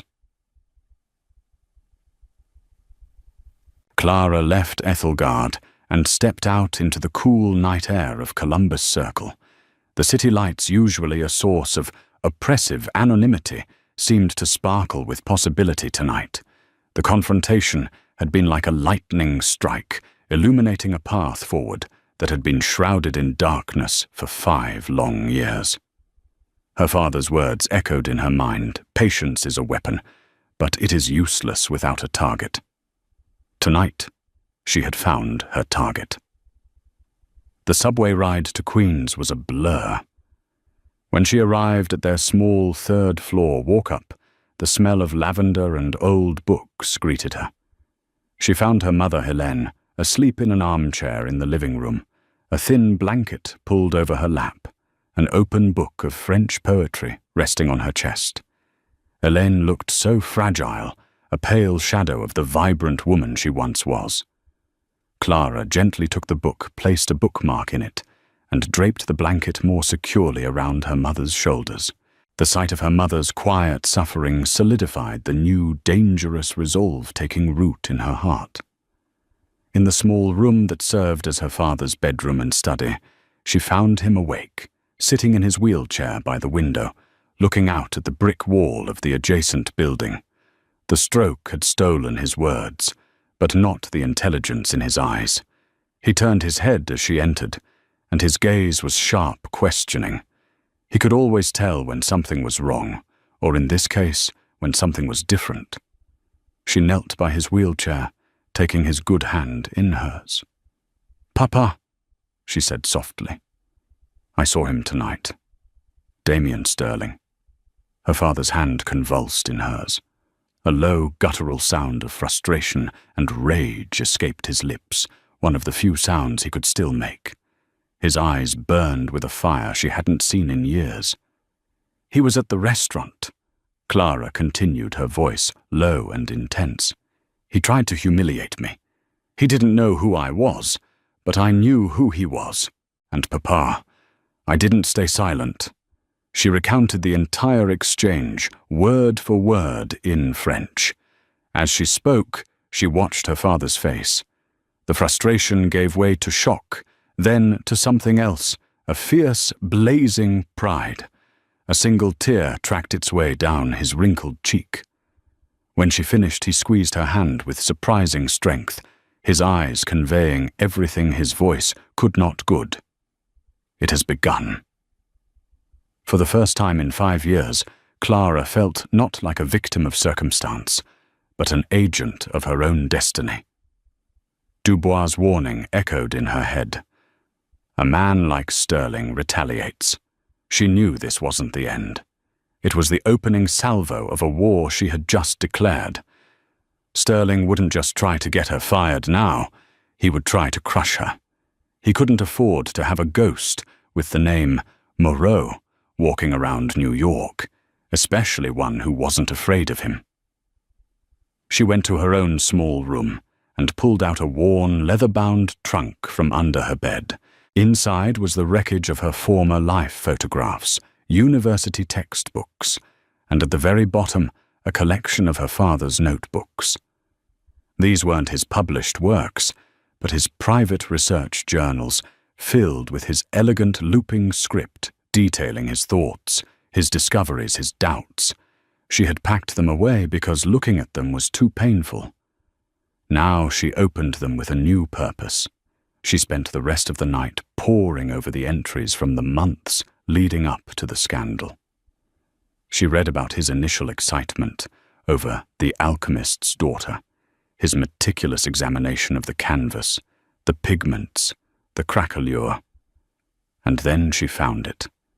An entry dated 2 weeks before the scandal broke. Her father's handwriting was agitated sharper than usual. "Something is wrong with the lead tin yellow," he had written. "The particle composition, it's too uniform, almost unnaturally so.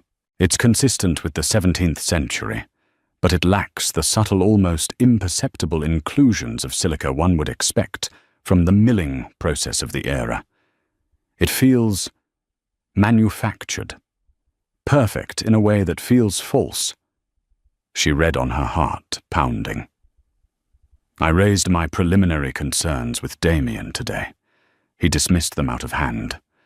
'You're being paranoid, Jean-Luc,' he said. 'This is our golden goose. Don't ruin it with academic fussiness.' His eagerness to rush to authentication is unseemly. It feels less like passion for the art and more like pure avarice. He's already pre-sold shares in the painting to a consortium of investors. If this painting is revealed as a fake before the public sale, he will be ruined and exposed as a fraud." The final chilling entry on the subject was from 2 days before his public disgrace. I am certain now. It's a forgery. A masterful one, but a forgery nonetheless. There's a particular technique in the underdrawing of the girl's sleeve, a cross-hatching style that is a signature of a known 20th century forger, Han van Meegeren's most gifted student. I have a sample ready to send for independent spectrographic analysis. I will confront Damien with my full findings tomorrow morning. The truth must come out. He never got the chance. The next day, an anonymous tip led investigators to a Swiss bank account, opened in her father's name, with a multi-million-dollar deposit traced back to the sellers of the painting. The independent analysis he had commissioned was mysteriously intercepted and replaced with a doctored report confirming the painting's authenticity. He was framed perfectly and completely. Clara closed the journal, her hands shaking. This was it. This was the proof. It wasn't just her father's word against Sterling's. It was his contemporaneous documented research. Sterling hadn't just profited from the scandal. He had orchestrated it to stop her father from exposing him. He'd pre-sold shares in a painting he knew might be fake, a massive act of fraud. A cold, hard plan began to form in her mind. A public confrontation was not enough.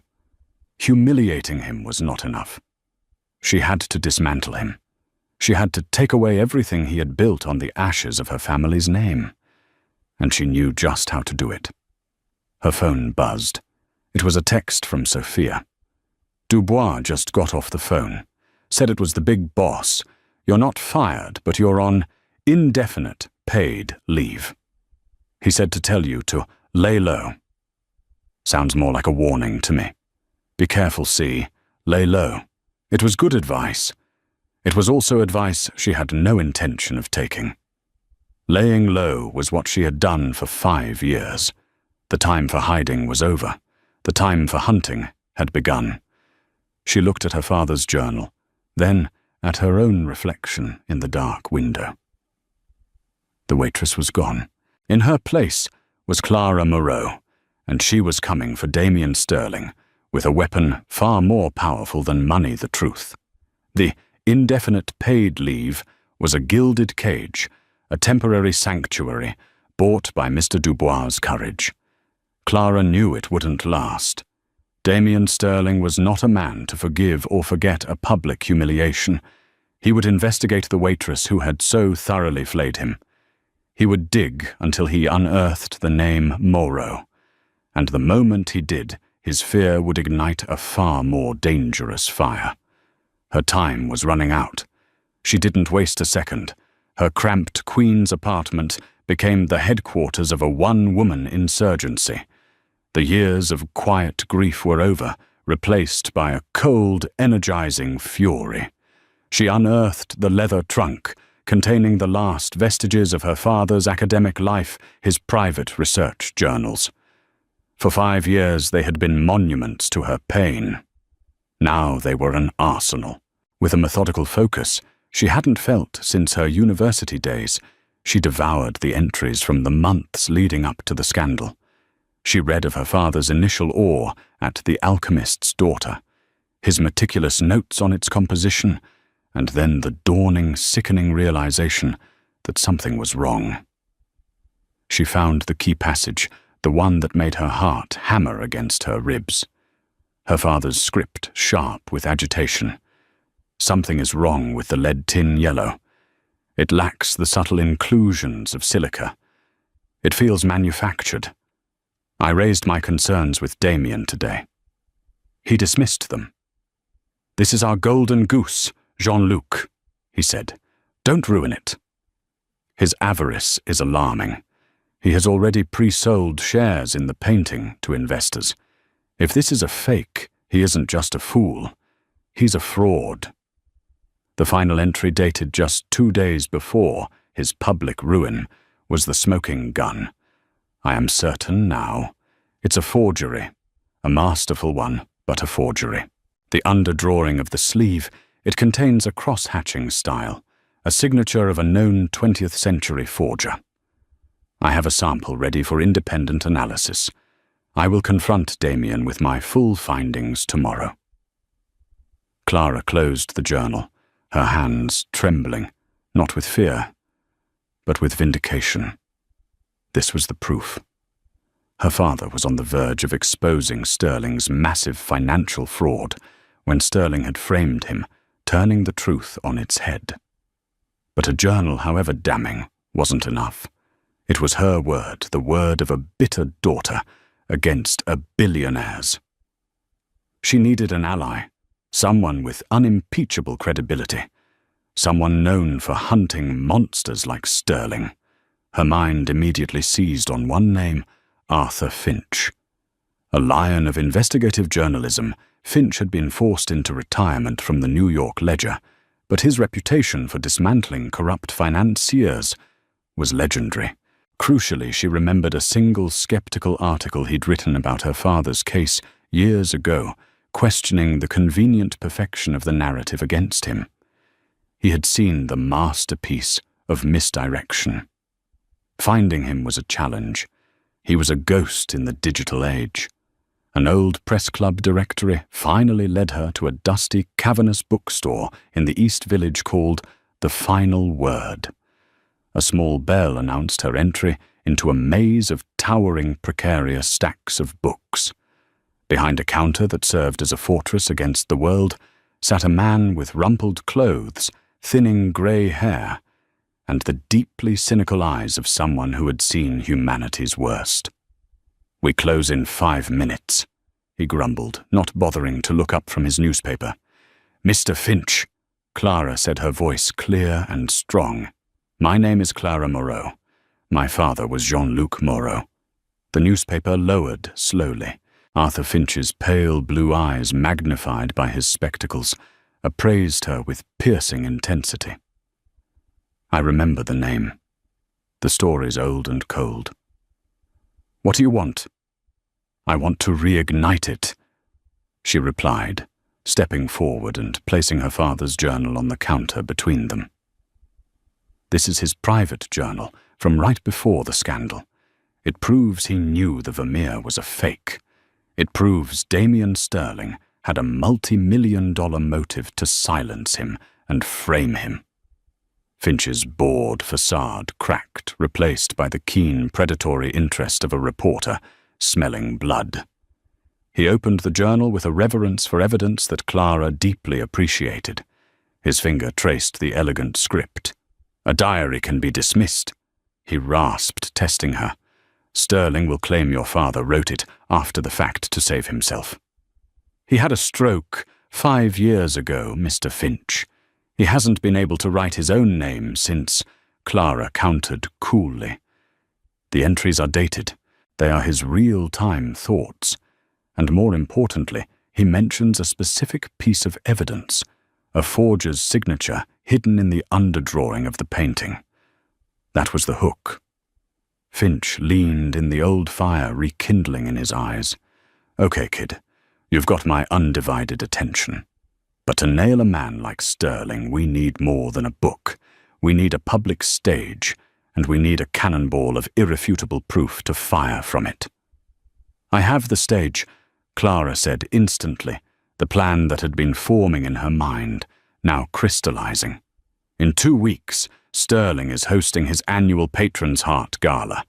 It's his biggest night of self-promotion, and the auction centerpiece this year is a charcoal sketch, a supposed study for the alchemist's daughter." Finch let out a low, appreciative whistle.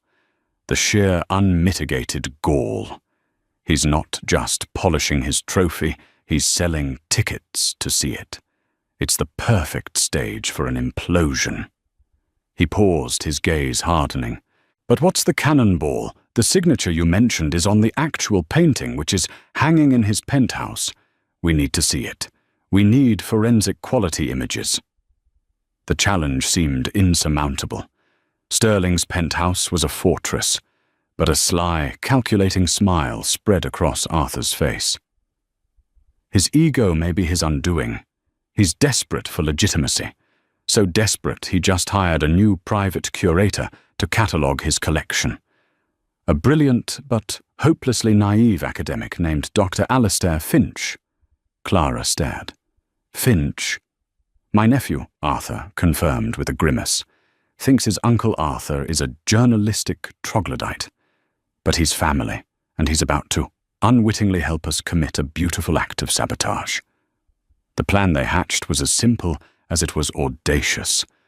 Arthur would leverage a vague family obligation to have Alistair hire a specialist for his cataloguing project. Clara would become Anna, a freelance art photographer and research assistant with a stellar and fabricated portfolio.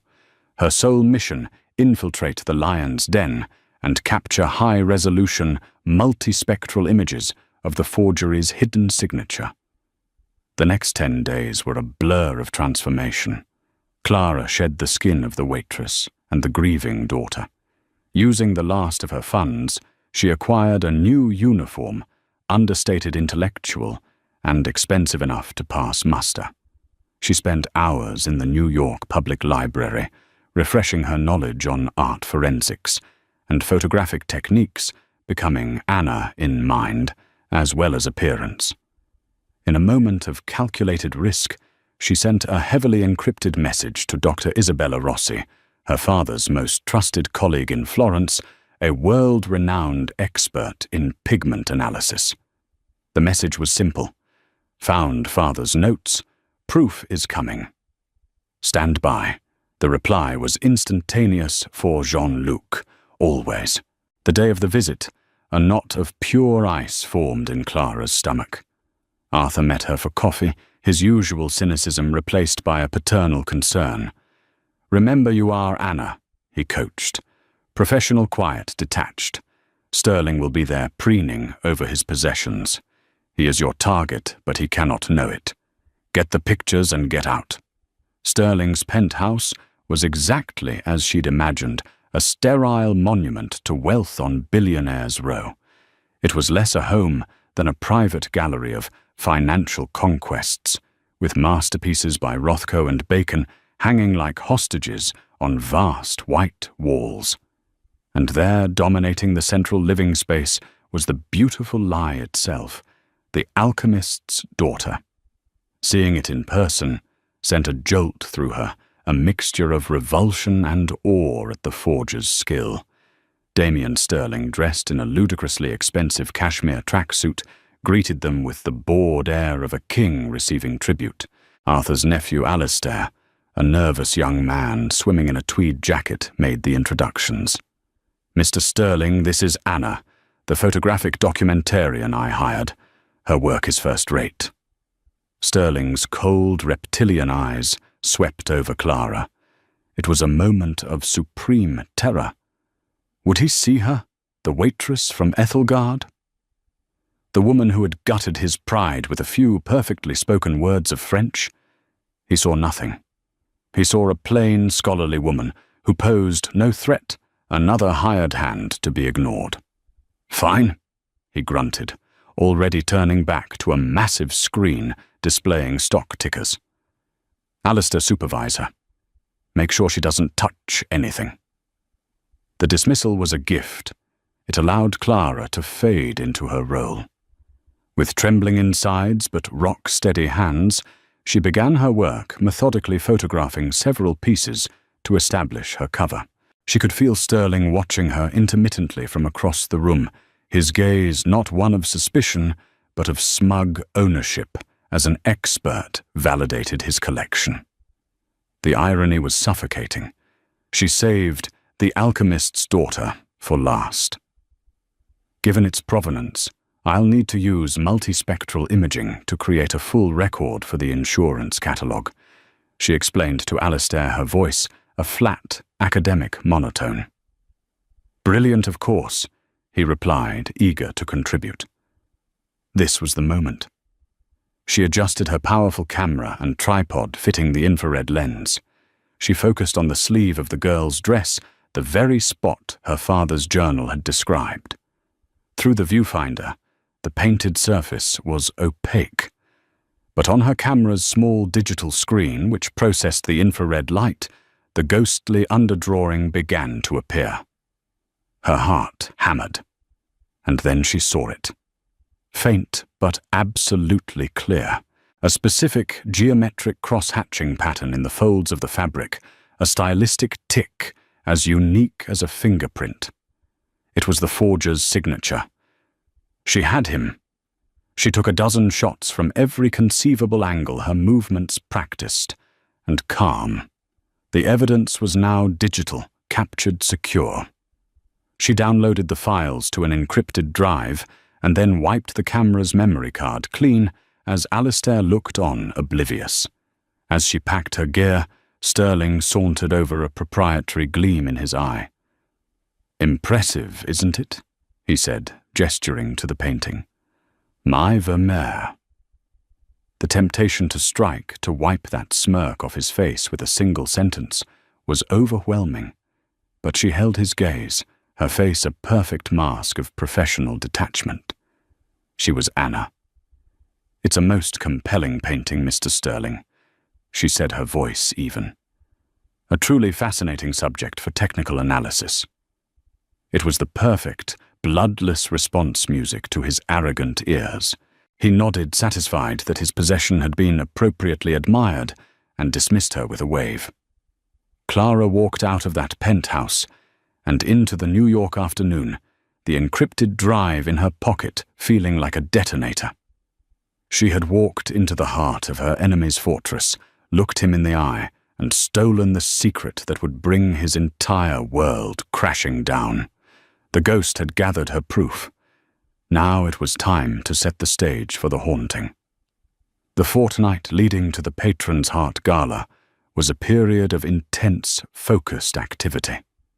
Arthur Finch's bookstore, The Final Word, transformed from a dusty sanctuary of old knowledge into a clandestine war room. The air, usually thick with the scent of aging paper, now crackled with conspiracy, and the hum of a laser printer churning out evidence. The encrypted drive containing the images from Sterling's penthouse was their primary asset, and they prepared to leverage it with the precision of a military strike. The first move was to send the multispectral images to Dr. Isabella Rossi in Florence. Working through secure channels, the fiercely loyal art historian analyzed the data with a passion fueled by her belief in Jean-Luc Moreau's innocence. The report she sent back less than 72 hours later was more than just a confirmation. It was an executioner's warrant. Dr. Rossi's analysis not only corroborated the chemical anomalies in the pigments her father had first noted, but it also presented a side-by-side comparison of the infrared underdrawing from The Alchemist's Daughter with known works by a specific 20th century forger. The match was perfect, the stylistic signature undeniable. Her conclusion was stated with absolute scientific certainty. The painting was a modern fake. The cannonball was now forged and ready. While Clara absorbed the report, stealing her resolve, Arthur worked his own magic. He became a ghost in the machine, calling in favors from a lifetime of journalistic integrity. He prepared a comprehensive press kit containing Dr. Rossi's findings, key excerpts from Jean-Luc's journal, and a timeline of the original scandal, ready for instantaneous digital release. He made discreet calls to trusted contacts at the Securities and Exchange Commission and the District Attorney's Office, not revealing his hand, but advising them to pay very close attention to Damien Sterling's gala auction. "Think of it as a potential philanthropic anomaly," he'd said, his voice laced with intrigue. His final preparations involved coaching Clara. "You cannot go in there as a vengeful daughter," he instructed her, pacing the cramped back room. "Emotion is Sterling's weapon. He will paint you as hysterical. You must be cold, factual, and unshakable. You are not there to accuse. You are there to present incontrovertible facts. You are an art historian just like your father. You will honor him with his own weapon, the truth." Clara understood. This required one last transformation. She couldn't be the waitress nor the timid academic. Anna. She had to embody the legacy Sterling had tried to erase. With the funds from Mr. Dubois and a loan from Arthur, she procured her armor, a vintage sapphire blue silk gown. It was a statement of timeless elegance, not fleeting wealth. Her hair was swept into a graceful chignon, her only jewelry a pair of pearl earrings that had belonged to her mother. When she looked at her reflection, she saw the woman she was meant to be, her stormy eyes, burning with a purpose that left no room for fear. The night of the gala, the Temple of Dender at the Metropolitan Museum was a shimmering spectacle of performative charity. The air was heavy with expensive perfume and the self-congratulatory chatter of New York's elite. Clara moved through the crowd, a ghost of their world they failed to recognize. They saw only an elegant stranger, not the daughter of the man they had so easily condemned. She saw them for what they were, courtiers to a hollow king. And there was the king himself, Damian Sterling, holding court near the stage. He was incandescent with pride, accepting praise for his generosity, his trophy girlfriend Isabel glittering with diamonds on his arm. He looked untouchable, a man so insulated by his wealth he believed himself immune to consequence. Clara took a glass of champagne, the cool stem grounding her. She found Arthur near the edge of the room, looking wonderfully out of place in his rumpled suit. He gave her a single, sharp nod. The signal. After a series of fawning speeches, Sterling took the stage himself, bathing in the warm glow of the spotlight and applause. "It is the greatest honor of my life to support the arts," he purred into the microphone. "And in that spirit I am delighted to offer a truly special piece from my personal collection for tonight's auction." An assistant unveiled the charcoal sketch, The Study for the Alchemist's Daughter. The auctioneer began his rapid-fire chant, and the bidding war commenced. It was a frenzy of ego hands shooting up across the room, the price climbing into the hundreds of thousands. With every bid the lie was reinforced, Sterling's fraud gilded with another layer of public validation. He watched a smug smile plastered on his face. This was his moment of ultimate triumph. The bidding hit $500,000. "Sold to the gentleman in the third row." The auctioneer was about to cry, his gavel raised. "Wait!" The word, though spoken at a normal volume, sliced through the hall's acoustics with the clarity of a ringing bell. The gavel froze mid-air. The auctioneer faltered. A ripple of confusion went through the crowd as every head turned to find the source of the interruption. Clara Moreau stepped out from the shadows of a column, the light catching the deep blue of her dress. She moved forward, her gaze locked on the man on the stage. Sterling squinted, annoyed. "I'm sorry, madam, this is a private event." "I am aware," Clara said, her voice steady and resonant as she continued her deliberate walk towards the stage. The crowd instinctively parted for her. "My name is Clara Moreau." The name landed with the force of a physical blow. A collective gasp followed by an explosion of whispers swept the room. Moreau, Jean-Luc Moreau's daughter. Sterling's face, which had been a mask of smug satisfaction, turned to chalk. The blood drained from his face as he stared at the ghost who had come to haunt his feast. "I am Jean-Luc Moreau's daughter," she announced, her voice rising to fill the sudden silence. "And as an art historian, I have a professional and moral duty to inform everyone here of the true nature of the item you are bidding on." "Security," Sterling hissed, his composure shattering. "Remove this woman immediately. She's deranged." Two guards started towards her, but Arthur Finch moved to intercept them, flashing his old press credentials like a shield. "She has a right to be heard," he stated with quiet authority. Clara paid them no mind. Her entire focus was on Sterling. "This sketch," she declared, pointing a graceful hand towards the easel, "is not a glimpse into the mind of a 17th-century master. It is a modern accessory to an elaborate multi-million-dollar fraud.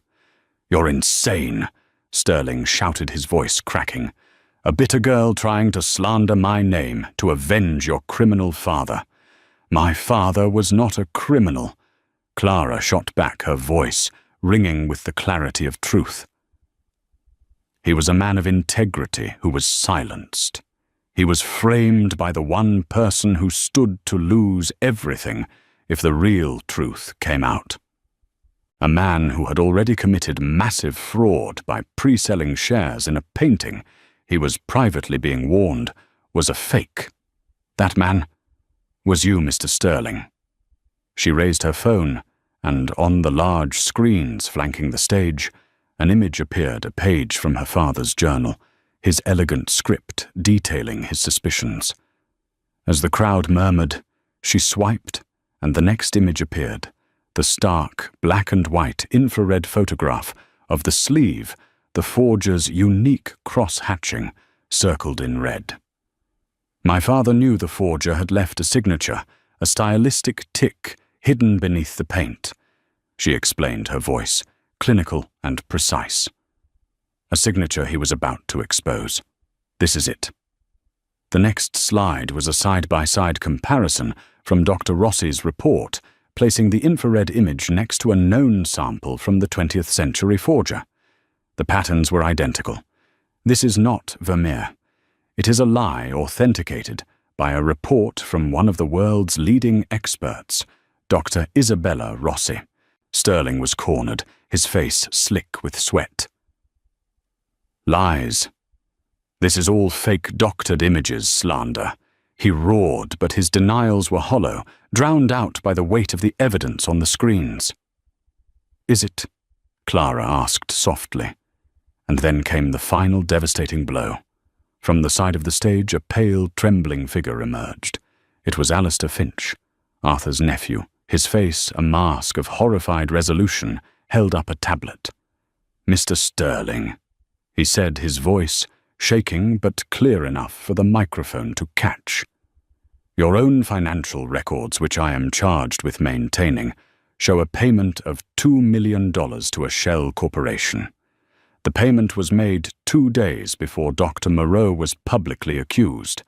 That shell corporation has been traced back to the firm that produced the fraudulent authentication report used to frame him.